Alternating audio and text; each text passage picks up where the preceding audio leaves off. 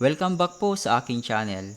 Kung bago pa lang po kayo, huwag pong kalimutang mag-like at mag-subscribe sa aking channel.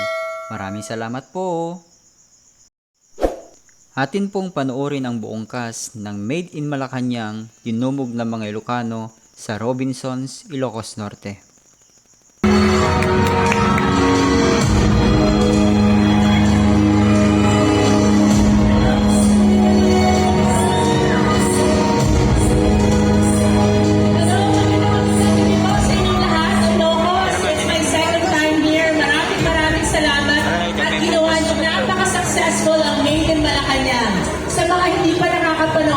Panoorin niyo po, napakagandang pelikula. Maraming salamat. Thank you very much, Ms. Rupa Gutierrez.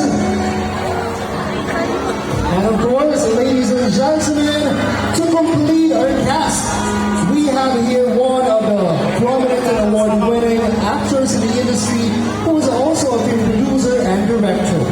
We all know him from the popular television sitcom Kaya ni Mister, Kaya ni Mrs. He also starred in the movies alias Waway, Manalo Matalo Mahal Kita, Acero, Jose Rizal, Bida si Mister, Bida si Mrs., Shabit Simpson Story, Panaghoy sa Suba, which he produced and directed, Ligalig, Hitman El Presidente, Alfredo Azlini, The Untold Story, and Carlo J. Caporasos Ang Panday.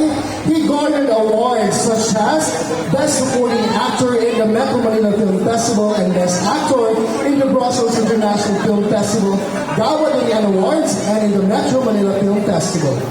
He was also awarded Best Director for his film, Panaghoy sa Suba. And today, he's here with us playing the role of Apu Lakay, the former President Ferdinand Marcos Sr. Let us all welcome Buboy himself, Mr. Cesar Montano.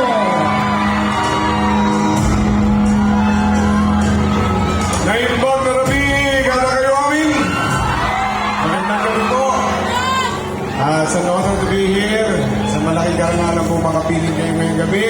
Gusto ko lang pong batiin si Mayor Mike Hernando at Vice Mayor Paul Hernando. Pinababati natin ito kayo. Yung nagmamaneho sa amin. Si Cesar pinapangalan. Maraming pong salamat.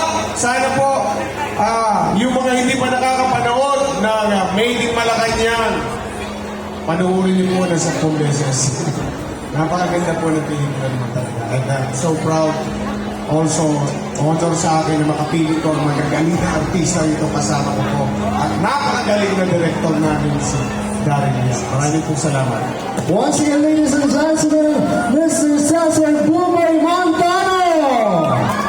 Yeah, and of course, to complete our celebrities tonight, behind the spectacular movie is a great mind. We have here the writer and director of the Videotones blockbuster movie, Joe Mabol, and the successful Viva Max's releases, Paglaki Ko Gusto Ko Maging Porn Star, Tililing, Kung Pwede Lang, The Rat Serye, Ang Babaeng Walang Pakiramdam, Gluta, Revirginize, 69+1, Ang Manananggal na Hahati ang Puso, Sarap Mo Patayin, and Barong Balik.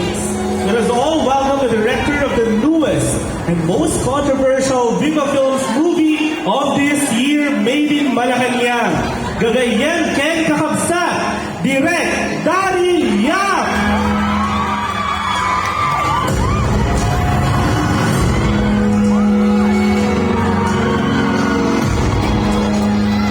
Magandang gabi po sa inyong lahat. Magandang gabi po, Ilocos Norte.